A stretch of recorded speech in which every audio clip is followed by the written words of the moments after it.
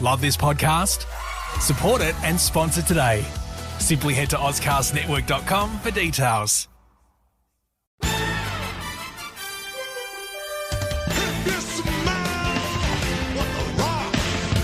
Every time I start talking about boxing, a white man got full rockin' my gun out there. It's about how hard you can get hit and keep moving forward. Oh, this hard goddamn work being this good. One more again, see what I take on your front side, I swear. You ain't my daddy, are you?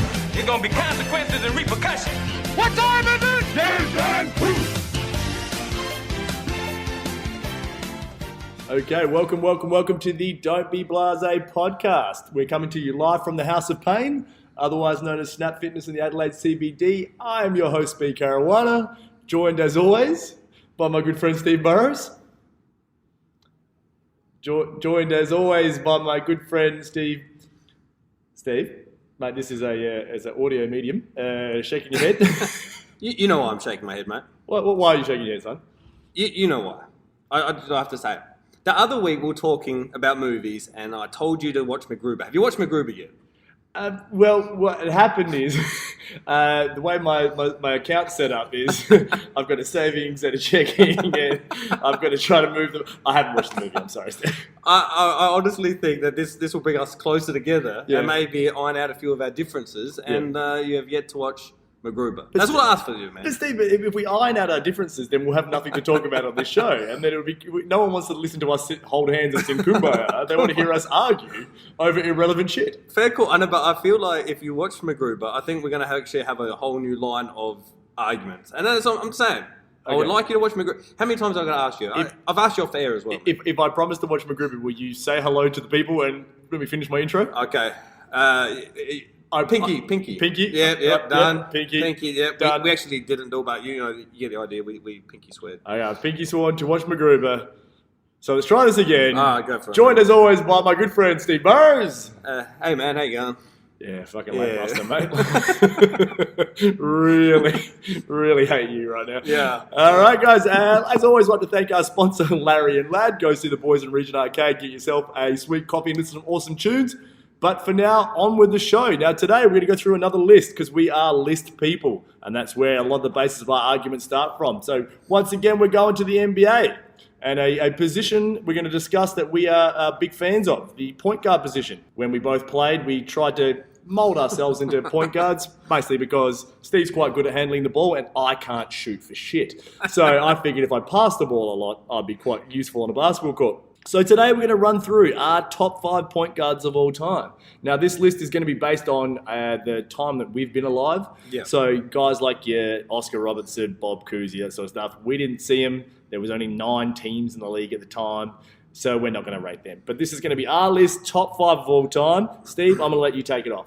Just quickly, I think you said Bob Cousy. Isn't he the guy that the only highlight you ever see is when it's like 2 seconds left of the game and they throw it to him and he dribbles it right-handed? Yeah, it's right-handed repeatedly. Repeatedly. Yeah. He doesn't want to switch no to the left? crossover, no behind the back, Yeah, I no love spin that. move, just right hand around in circles. That's hilarious, yeah. It was a gentleman's game back then. It was. All right, I'll kick it off with my list. Magic Johnson. Magic Johnson. How can anyone pick anyone other than Magic Johnson? I don't know. Tell me. You seem to pick Michael Jordan a lot, and I would pick Magic Johnson number 1 all time, but you know. Yeah, well, in point guards, Magic Johnson's definitely number 1. It's a shame, actually, about the whole HIV thing. Oh, Steve. It's really a shame. You're really stealing my gimmick here. Yeah. Sorry, man. Yeah, the whole HIV thing kind of cut him down. Because you know what? He was still good. He had some years left. He actually had some quality years left in him. It's not like today where players play, like LeBron, he's into his 13th, 14th, 15th year now, and he's still at his primo time. I think Magic was in his 11th or 12th when he retired. But same age as what's the name now? He was about maybe 32, 33. Right. So he was still, But not the same downside. Yeah. But still in his prime. Yeah, definitely. He didn't have as many Ks in the legs, No. maybe. He didn't play all those 100-game seasons like LeBron has when he joined the super teams and stuff. So, I'm going to say Magic. The dude, 6'9" or something, point guard, responsible for your show time. Rookie season, jumps into center to backfill, presumably whoever the fuck was injured at the time. Kareem. He Was it Cream? Took Was it over Cream? for Kareem and jumped center in I think it's game 6 Yeah, yeah, it was of the a close NBA out Finals game, I think. against the Sixers, which, Dr. J, and Daryl Dawkins, all these big names. And as a rookie, Yeah. did that. So that was one of the magical things. And they won that title that year? They won the title. That Yeah, was that's the closeout huge. game. That was and he scored 40. He had Wow, had really? almost had a triple double in a game 6. 40, sounded a bit of a hog, really? Yeah. Well, he's playing centre. He wasn't playing point guard at the time, so Okay. that was the time. You dumped the ball in the middle of the centre, and he threw a little few baby hooks in there. It was great. Yeah, he's amazing. That guy, he was. Yeah, he started that real. I mean, the NBA was in a funny time, I guess, in the 80s and the early 80s, and he was the one. It was probably one of the first real marketable household names before the whole HIV thing. He had just let that one go, Steve. Let it go through to the keeper. No, he had that marketable. He had that personality. He had that smile. Yeah, that $1 million smile. He had, he always looked like he was having fun. Yeah. And if you watch, I've got like I said, I'm a diehard Lakers fan. I've got the Ultimate Lakers DVD, and it's got a game from all the championships. Even got that game where he jumped center. Yeah. But even the stuff in the later in the 80s with the whole Showtime thing. That stuff still holds up today. You watch that basketball, it is fast paced, it's exciting. It's none of this even like today, it's none of this ISO ball. It's like get the rebound and you go. And they run down the court. He's hitting shooters in the corner. He's trying to lay it up himself. And even if they did slow it down to a half court game, it was a little bit more structured. It was really good to see. It was great team basketball. And you could just see how he orchestrated everything. With his big frame, he just would pretty much back people down from the 3-point line, just back to the rest of the play, but he knew where everyone was, knew where everyone had to be, and he got the ball where it needed to go. Yep, and that's why he's the number one. He was almost a triple-double guy. I think he might have got close in a few of his years. He's a guy who fill up the stat sheet, leads the team, marketable as hell. He's a nice guy. He's definitely number one. Number one. Yeah, and if anyone says otherwise, they don't know a lot about basketball. No. Number two. Number two is, this one's a bit tricky because in today's basketball, positions aren't what they used to be. It used to be in the old days, you'd be very defined. Yep. You were a point guard, you were a shooting guard, so on and so forth, a center. Now you got people who float through positions, and you got shooting guards playing point guards. You got power forwards playing point guards like LeBron, for example. Well, even someone like Draymond Green. Right. He actually leads the Warriors in assists. Handles the and ball. you wouldn't think that someone 6'9", he's stocky as all hell, and you'd think of him as more your rugged power forward. Yep. But he's a adequate ball handler and distributes gets all the assists. So Exactly, and that's why it was interesting to come up with this list. But keeping that in mind, I'm going to say Steph Curry. number two. He plays point guard, although he is more of a point guard than, let's say, a Russell Westbrook. He's like a shooting guard who plays point guard. But Steph is definitely a distributor. The dude over the last 4 or 5 years has been unreal, insane. And there's not much to him. He's 6'3" and probably about 75 kilos. Well, that goes to what you were saying before with the whole thing about positionless basketball.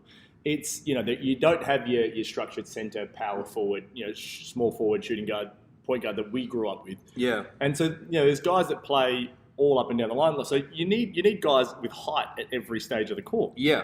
So someone that like Steph, he looks tiny. Yeah. He looks like he's smaller than me, but he's 6'3". Long arms. Long arms and stuff, but he just looks like a small child out there. He does. And admittedly, that kind of helps with his marketability. Everybody looks at that and goes, well, I can do that. Yeah. Not everyone can be 6'9" like LeBron or, 6'6" even like Jordan and, be able to jump out the building. But everyone can look at someone like Steph and go, well, if I work on my ball handling and my shooting enough, I could probably be that guy. 100%. And he's actually responsible, probably good or bad, might be bad, for probably the next generation of people to come. Maybe 2 generations away, where people are going to be shooting 3 first. Yeah. He's, shooting from 30 feet, but he is a game changer. It's the one thing that sort of was a knock for me because, we grew up big fans of the NBL as children.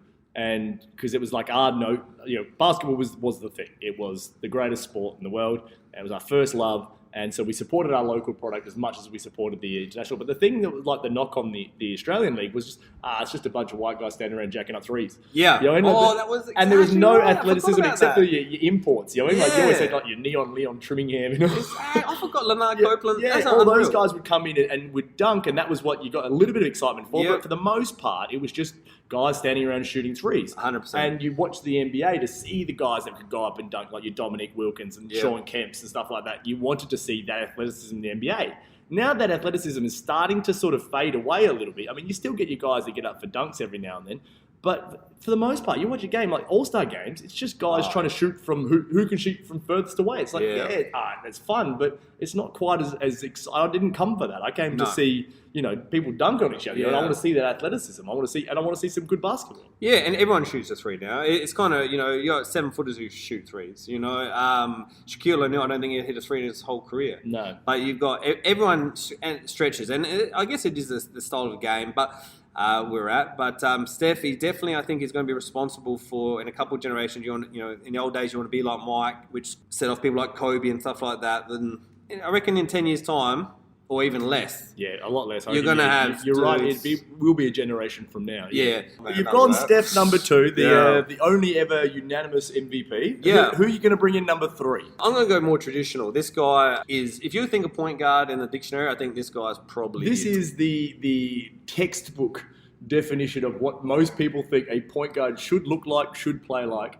Give me your number 3, Steve. Yeah, is the whitest of white, John Stockton. John Stockton. That guy, short shorts, socks. Oh yeah. Halfway up the shin with the low cut sneakers. Fundamentally sound. Mate, he was almost a WNBA player. His fundamentals were that good. That guy, he tells a funny story when he was in Dream Team. Yeah. And he got off the bus. Yeah. And he walked through Barcelona, and he walked through there unimpeded. Yeah. Because no one knew the hell he was, because he was just a 6'2" 6'2" white guy with really sharp haircut. Just like he had the same haircut, I think, from the age of 9 through to probably now. He still rocks the same dude. Fun thing about John Stockton, he is probably the most unheralded player from the 1984 draft. Right, yeah, or the exactly. 83, 84, 84, 84, that's right. Yeah. So the Michael Jordan draft. Yeah, Yep. the Jordan draft, Charles Barkley Olajuwon. Yep. Yeah, he was picked, I think, like 18 or something. Yeah, so that was, and he's the all-time assist leader. That's right. And it's funny because, he's got more assists than Magic, more steals than Magic, more points than Magic. He's like top 3 all-time free throw shooters as well, like percentage-wise. Yeah. Did you say league leader career in steals? I think he's the most steals. Yeah, sorry, he's definitely got steals, assists, and Yeah. and I think he's top 3 in like 3-point shooting and Yeah. assists. Three-point shooter's probably lost now, but But yeah, he was just automatic. Yeah. Exactly, and he was what point guard you want from point guard. They ran that pick and roll better than anyone would today, and that's what the players are these days. And that's all they did. Yeah, for 10 years, I think that he teamed up with Karl Malone. It was the same play, but hey, if no one can stop it, why would you change play? Exactly, and he was the classic, pass first, score. He could put them up. Oh, he could still score. He's still a couple of years. He still averaged 20 points. Oh, dude, he could put them up. But yeah, unbelievable. And he had some great moments. He's one of the victims of, had Jordan not been playing, probably would have won a ring or two. Yeah. Actually, probably a couple. He got through to the finals twice in a row. Did they get?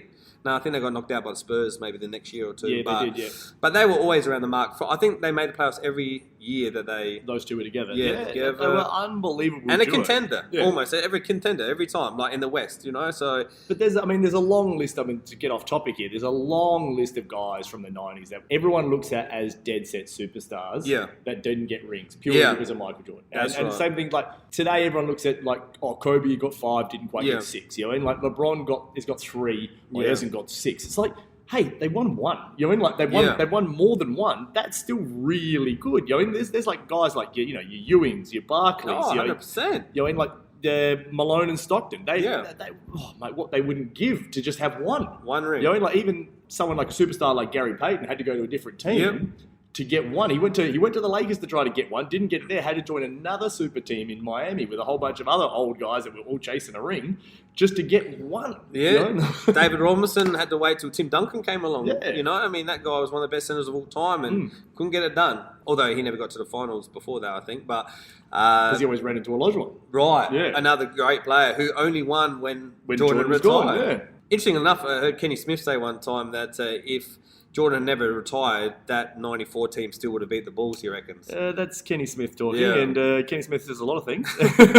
As much as I don't like Jordan, that Rockets team only just beat the Knicks. It was a John Starks 1 from 9 from 3 game away. Like if John Starks hit 2 from 9, but the Knicks win that game. That's true, but he was more referring to the year that they swept Orlando. Ah, right. And Orlando had just beat the Bulls when Jordan had just come back from his. Oh, that was a good Time team. That was off. when they brought in Drexler and stuff. Yeah. Yeah, it was. That's right. Drexler was in the team. Yeah, it was good. That was good. That was a good Anyway, Rockets team. Good Rockets team. But look, anyway, let's Stockton get is back to definitely this. number. And look, these could be interchangeable, but I'm trying my best, I guess, to order them. Number 4 is a guy that I probably if you see me play, you're probably going to say that you look a lot like him. And no, it's not Scott Scholes. Before you say anything, I can see your mouth. What was that? What Scott? No, Jason Kidd. It's not Mike Price. No, no, Jason Kidd. That dude.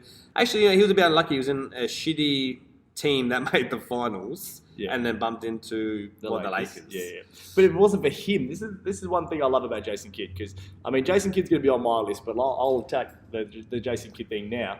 Is that guy was just a winner. He was what a point guard is supposed to be, what they call quote unquote floor general. Right. The guy that makes everyone around him better. Yep. Now, if you look at his stat sheet, what did he ever have? He had maybe 14 points a game. Yeah, it wasn't a huge around scorer. 8 assists. Yeah. Maybe a couple of steals. Maybe grabbed 6-7 rebounds. Yeah.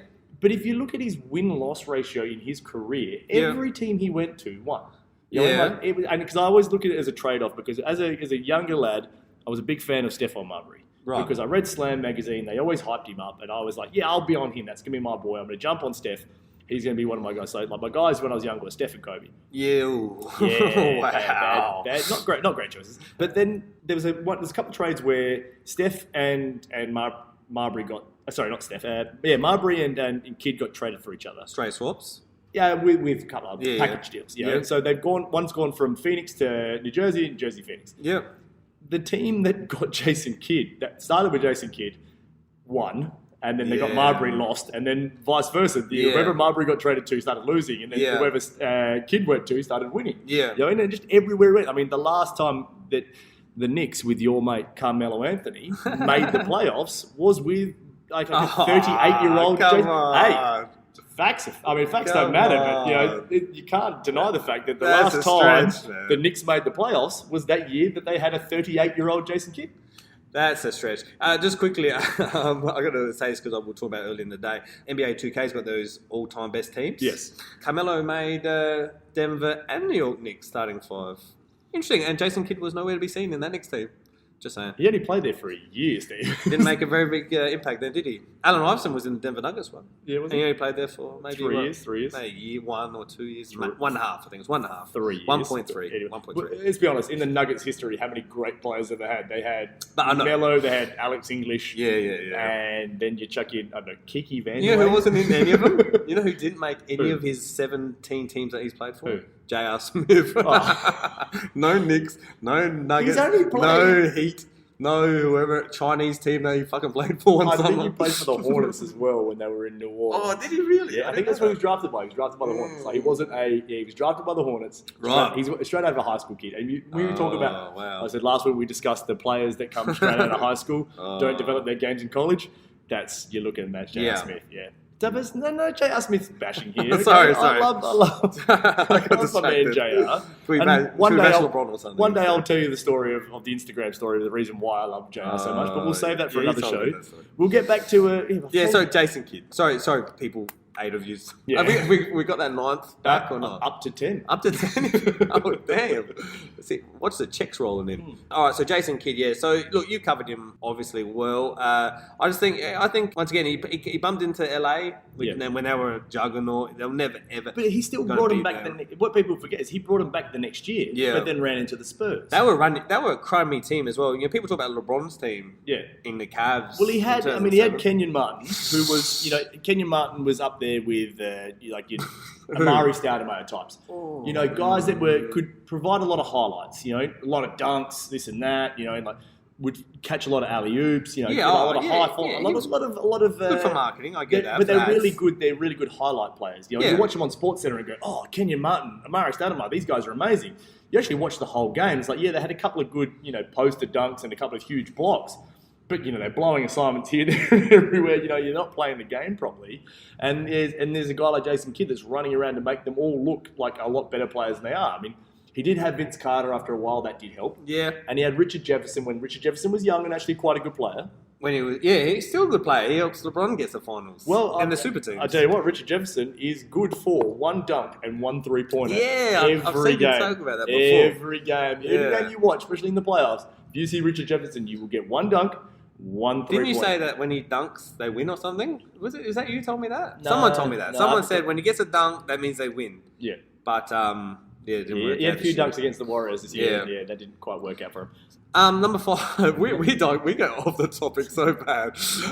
You're directing this show. Keep me on track here. All right, mate. come on, mate, come on. Number 5 is and this is there's a 5 and a 5.1 because this is I could flip a coin. Well, we're going to have an honourable mention. Yeah. So look, I'm gonna say I'm going to change my mind. Oh, here we go. I'm going to put Steve Nash at number 5. Number 5. Yeah, I'm Steve swapping Nash. it around. And quickly, the honourable will be Chris Paul. But number 5, how can I not pick a two-time MVP? I did enjoy when he was. I think it was the first or second year that he won the MVP. Yep. He's a small white guy from Canada. Oh yeah. That was the MVP of the National Basketball Association, and at the same time, the MVP of the National Hockey League, which is traditionally like a very Russian, European, Canadian sport. Yeah. Was like a little white guy from America. I get it. Right. Right. I think Mike Madonna or something. But Yep. some American guy was the NHL MVP. Oh, I bet that. So it was one of those things where it's just like, wow, this isn't supposed to happen, and it happened twice at the same time. Yeah. Well, I was going to say Steve Nash, and my mate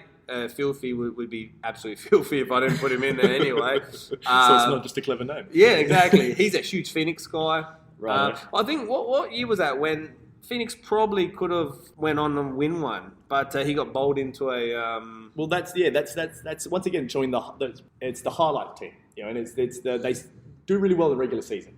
It's highlight basketball. They had the 7 seconds or less philosophy going on, where it was just run, shoot, run, chuck up a shot, run, chuck up a shot, try to get a shot up as quick as you can, then just get back on defense, stand there, don't do a whole lot of defense. But no, they didn't play well. Run down and score again. Yeah. They had their guys like him and Stoudemire, wasn't it? Yeah, Stoudemire. Yeah, Yeah. Stoudemire had the dunks. Stoudemire averaged in that first season, with the one you're talking about where they could have gone all the way against the Spurs.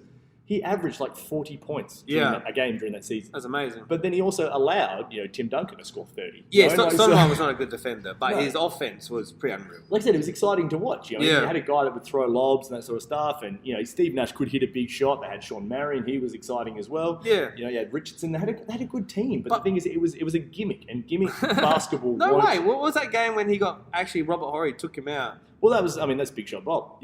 So there's actually the YouTube clip. It's one of my favorites. It's like one of those top 10 or it's like top 5 best Robert Horry shots in the playoffs. So it's got his game winner against the Kings for the Lakers in the playoffs, which is amazing. That was a great series, man. Oh, talking about good basketball. we could do a whole show on Lakers, the Lakers Saki. Kings.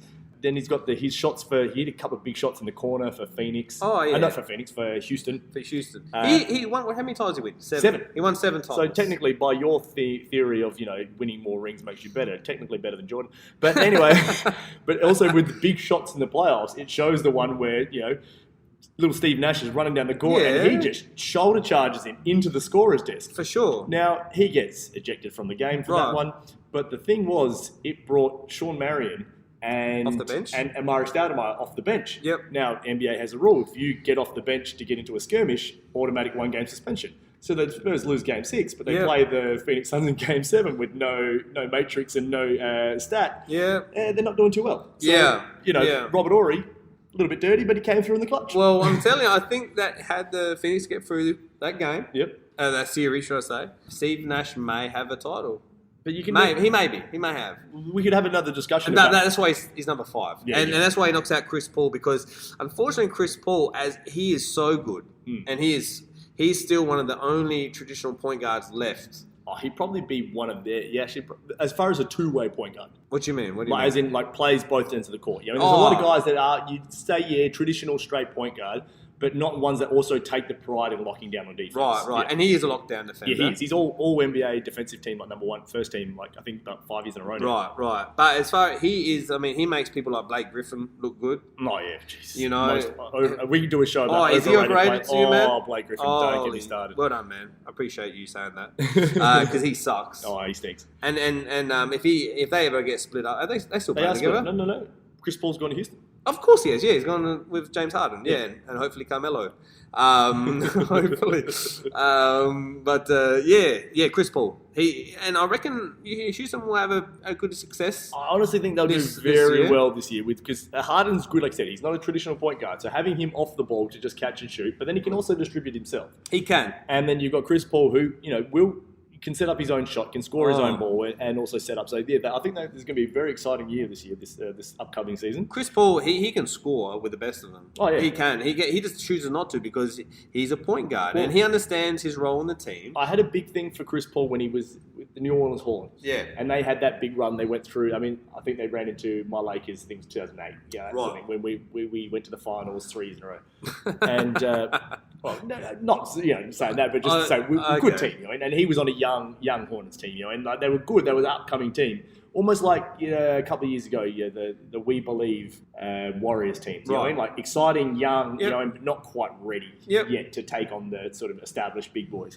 But and he gave the Lakers all they can handle. He was really, really good. He played against the Spurs, had great series against the Spurs. I think the years later, he was when he was younger, he was he's that real pitbull sort of player. So, I do admire your honourable mention of Chris Paul. Yeah, well, originally I had Chris Paul 5, but I really thought I can't have a two-time MVP sitting on the bench. Yeah, and with Chris Paul, he as good as he is, he's come up short too many times. Yeah, and maybe that's because of the people he plays with. I don't know, but.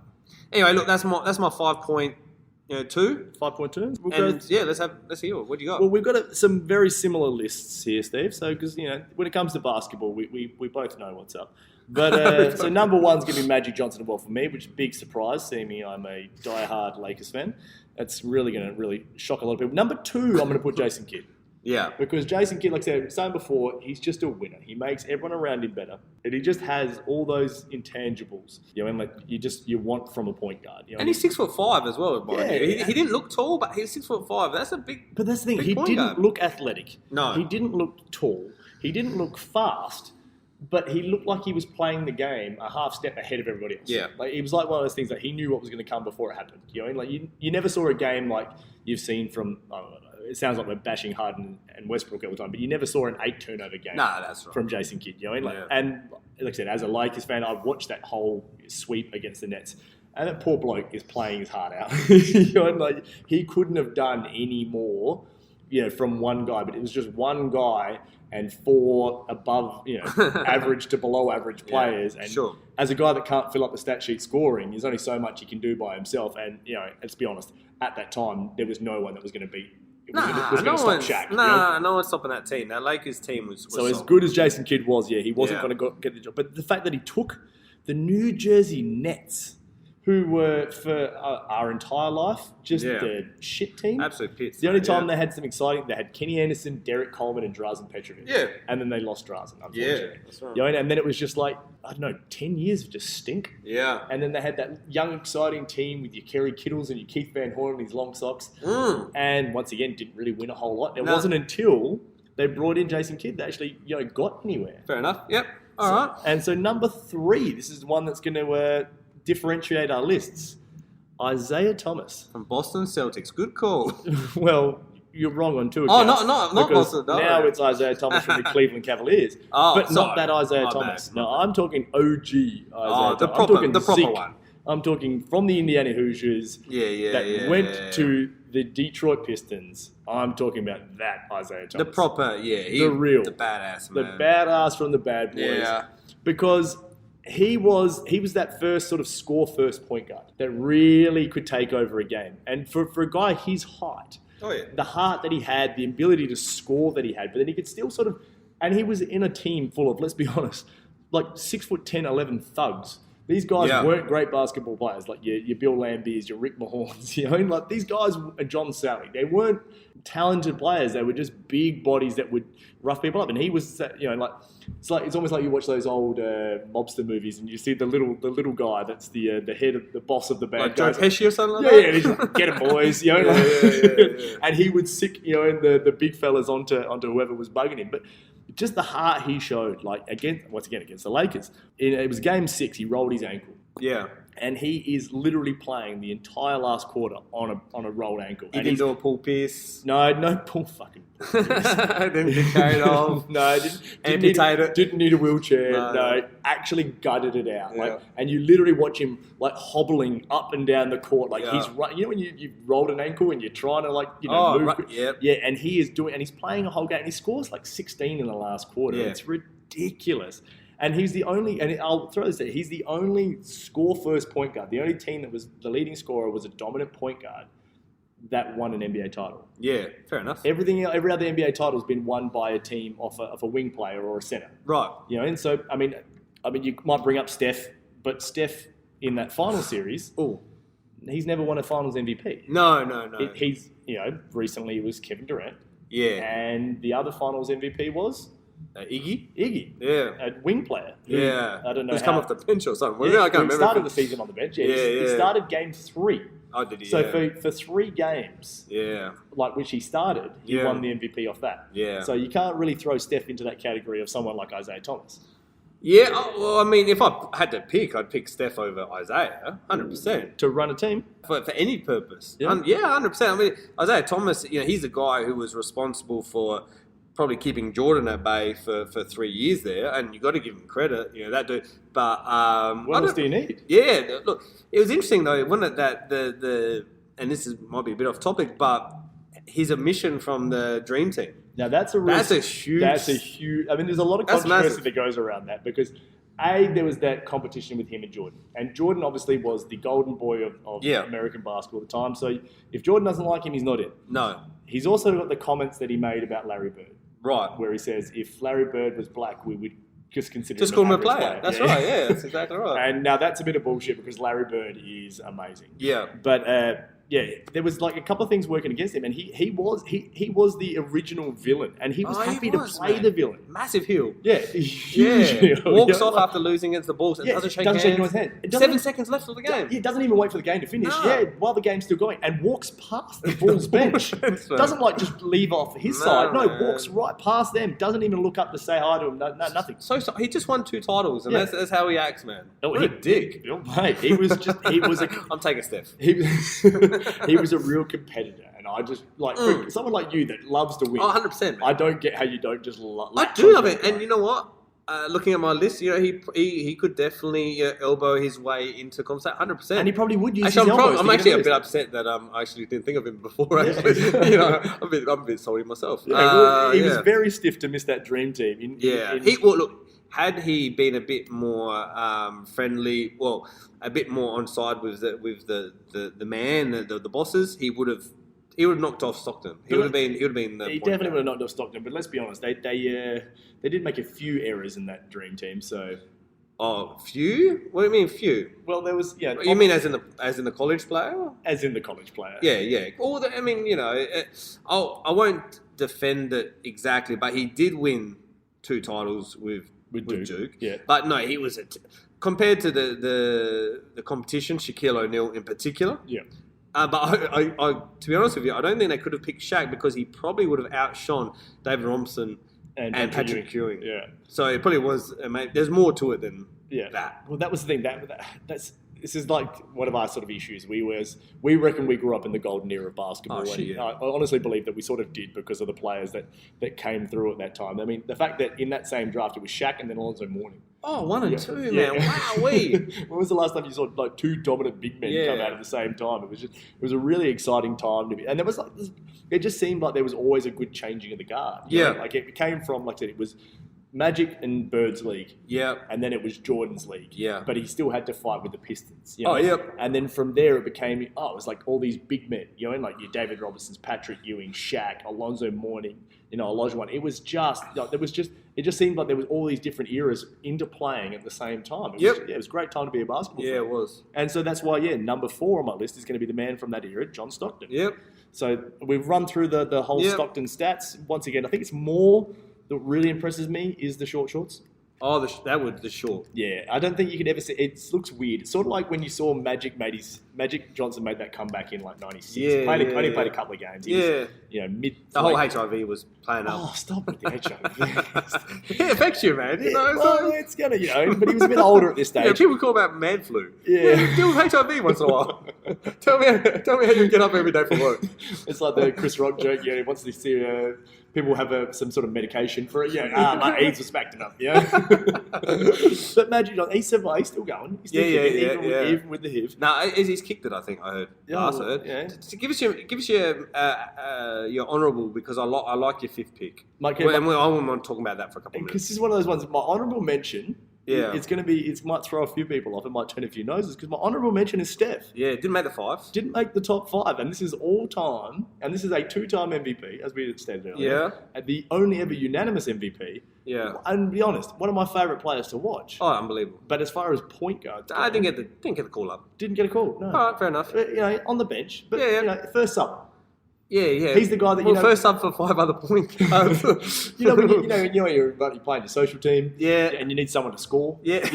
He's a scorer. He's the scorer. Okay. And you sub the scorer in. Yeah. 8 minutes in. Because if you don't have the scorer, that's 10 points to the other team. No. And you don't want to lose social basketball based on the fact that you didn't have a scorer. No way. Hey, quickly, we actually had a preliminary final last season. We had 4 players rock up. Yeah. We couldn't even fill a team in the prelim. We played against a top team. Yeah. We beat them by 11. No, we beat them by 10, sorry. Yep. We beat them the top team with 4 players. We beat them by 10. This is us old guys, A-grade competition. And I heard, as we were shaking hands, one of them said, are we going to take points for the no scorer? Oh, wow. Motherfucker. For serious. We just beat you 4. They beat us 3 times throughout the season. We have actually, I think it was a game that you actually missed too, Steve, when I was playing for the team that we used to play for, the illustrious Seymour All-Stars. Seymour, yep. And you didn't show up for a game. Oh, wow. And we only had 4 players. Oh, shit. It was... I must have had the HIV that day because... yeah, AIDS is that.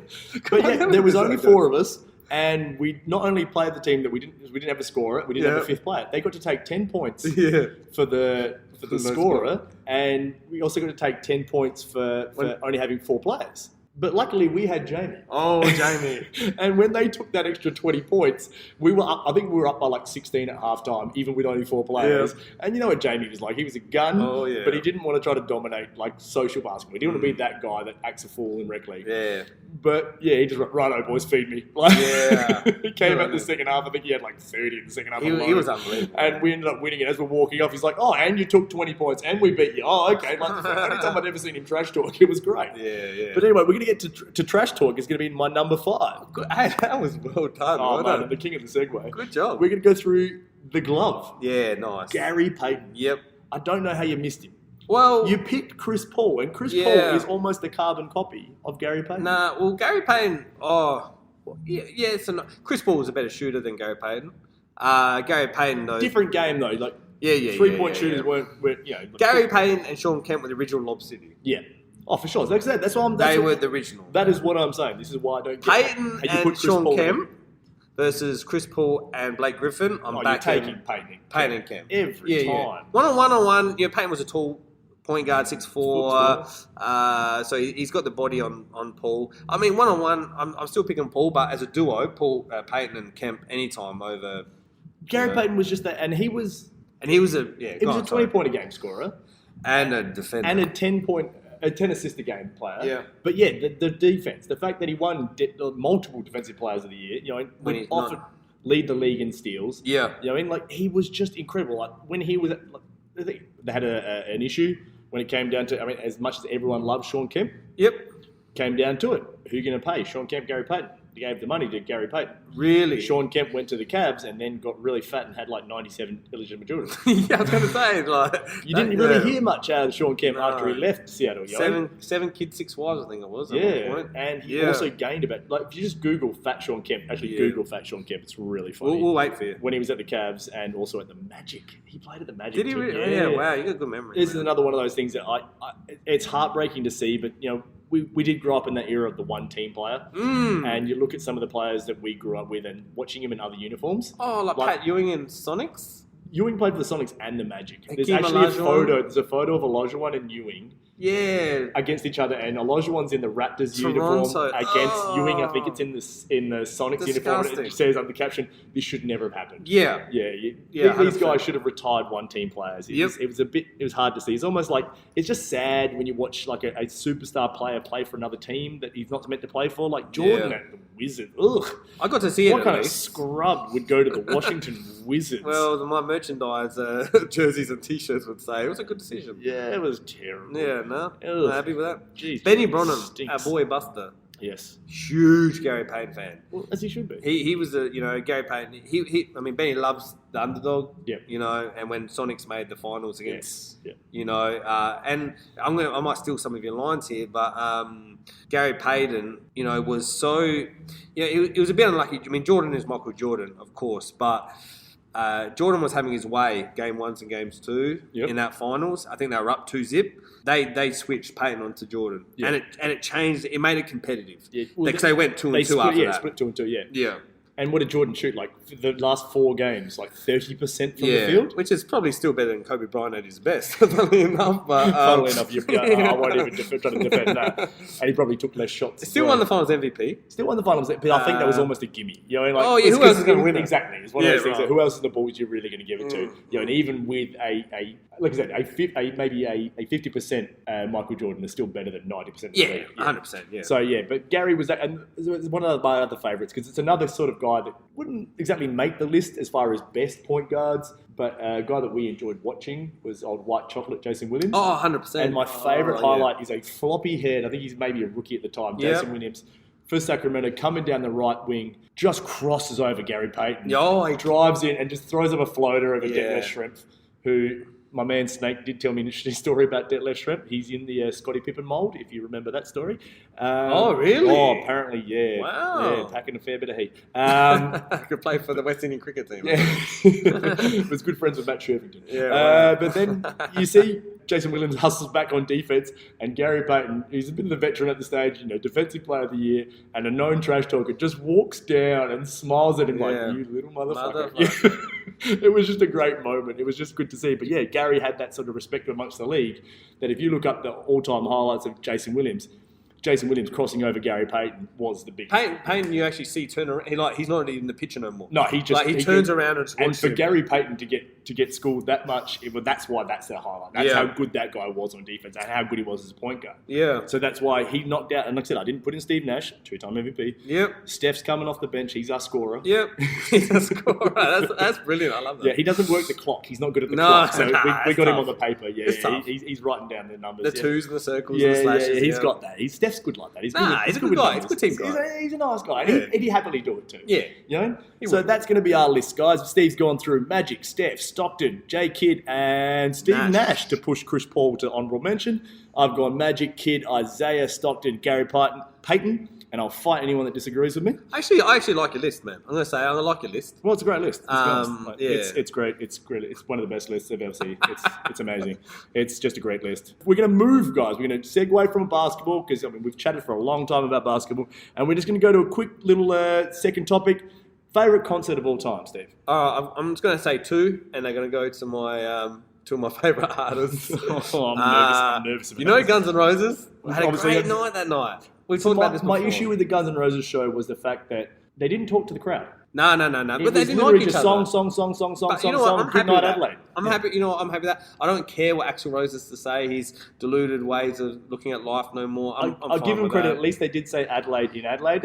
Yeah, he had to check the back of the guitar. Yeah, and welcome to Springfield. But you hear the story. I think they said Sydney and Melbourne or vice versa. Sure. So that's going to be your number one. Yeah. I definitely 100%. I had so much fun that night, and it was a really good night. And bumped into our old mate Spee over here. That was unreal. Couldn't believe that happened. The second one was you know where I'm going with this one. Where, Steve? In 2005, 6, 7, some shit like that. Steve. Yeah, you know where I'm going. No. We had Ice Cube. Yeah. We had Snoop Dogg. That's good. And we had Thuggish Ruggish Bo. Come out to Adelaide. All the way fucking out of here. Oh my goodness. It was so good as Boy, well. if you don't stop. It was so cool because Crazy Bone comes out on a low rider pedally. Boy, if you don't stop this shit. And he's got his khakis on, and he's so ghetto, and they just bumped out the Crossroads 4 times. 6 times, and it was amazing. Yeah, so that I got in a lot of trouble with that. Another story, but it was one of the best nights. I can only claim experiences, so like whether the performance was good or not is irrelevant. Both thugs killed it, but yeah, that's my 2. I'm not just going to say 2. That's all I got. What do you got? Well, jeez, both thugs. You fucking you shit me, Steve. You shit me to tears. But my 2 are going to be Robbie Williams. Okay, gotta go, folks. See you later. Woo! Did you watch that after you watched Notting Hill? Tell me, at what point? Was it before or after the Notting Hill? Because probably around the same time, Steve. It's 2017. We don't judge anybody. We vote yes here. I'm not judging, but Robbie Williams is just a great performer. Like I said, my issue with the Guns N' Roses, no talk to the crowd. Robbie had the banter in between. And mate, he's a talented performer. He sold out AAMI Stadium.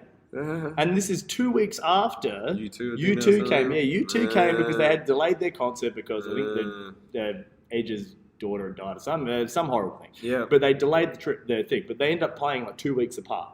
And I went to both concerts. I went to U2 at AAMI Stadium. And it was that bad. Yeah. That I was actually, when they came out for the encore, they always go off stage and they come back for encore, I was just like, I wanted to go home. Yeah. And the U2 concert was so bad that I don't like U2 anymore. Yeah. Like, I can't listen to I used to love their music. Now I can't listen to it because I hate them because their concert was so fucking shit. Yep. And I remember in the media they were saying, it's a sound issue. It's because it's an open air stadium. The sound just goes straight up. So people were cheering, but you just couldn't hear it because you're in it. Nah, that's bullshit. Because when Robbie came, that place was electric. And you're shaking your head, Stephen. People could almost hear you shaking your head. But it was... I'm trying to think of a funny joke with Robbie Williams and Hugh Grant. I'm working on it. I'll get back to Steve, you're not good off the cuff, mate. We've established this from the intros. But yeah, it was just an amazing performance. And number 1, which is going to be a surprise to not many people, is Kanye West. Yeah, but no, you talked about... I've had mates who went to... Thebby you're talking about? I'm talking about the first tour he did to Australia. Yeah. I've heard that. I've only heard good things about that. That's right, yeah. This is almost pre-ego Kanye. Yeah. So he's only done the first 2 albums. And that was so good. And he's got a string section in the back. He had like a harp, a couple of violins, and I'm a big thing for string sections. Yeah. So he just done Late Registration and College Dropout. Yep. And he pretty much played every song off both albums. I think at one stage he honestly asked out, what song do you want to hear? Yeah. And he was just there to perform for everybody. This is before the ego took over and it became all about him. It was like he was just happy to be doing his art and performing and giving everyone what they wanted to see and what they wanted to hear. My favourite highlight of the show was it wasn't even one of his songs. It was just him on stage and he goes, look, I'm going to play a few songs for you. He goes, some of these songs are my favourites. Some of you were probably born to conceived to these songs. So he plays, which is funny because he plays PYT. I remember he played PYT, which he then sampled for The Good Life a couple of albums later. And then he also played another Michael Jackson song, but then he started playing Take On Me by A-ha. Oh, or maybe did he play You've Got Away by Shania Twain, classic from the old Notting Hill soundtrack. Steve, your first attempt at a joke. Play You've Got Away by Shania Twain. Yeah, go on, you go. Terrible. Really? But he played Take On Me, which everyone loves, and he even did the Carlton dance on stage, the Fresh Prince Carlton dance. It was a great show, Steve, and it was so bummed out about that joke. I thought it was actually pretty good as I was searching for my phone for the soundtrack of Notting Hill. I was like, this is going to kill. That joke was flattered on the entire Bone Thugs back catalogue. That was terrible. But they're going to be my 2. I mean, Robbie Williams, which was amazing because he's an amazing performer, and Kanye. I'm just going to say, folks, don't take that bad comedy thing for anything against MacGruber. Get on MacGruber because just because I can't tell a good joke doesn't mean...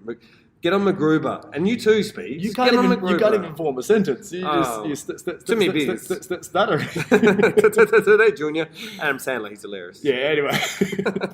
Well, on that note, guys, we'll call it a day. We'll end on that note, guys. Remember to please subscribe to the show, rate and review us, guys. We need all the help we can get. All 10 of you. We're up to 10.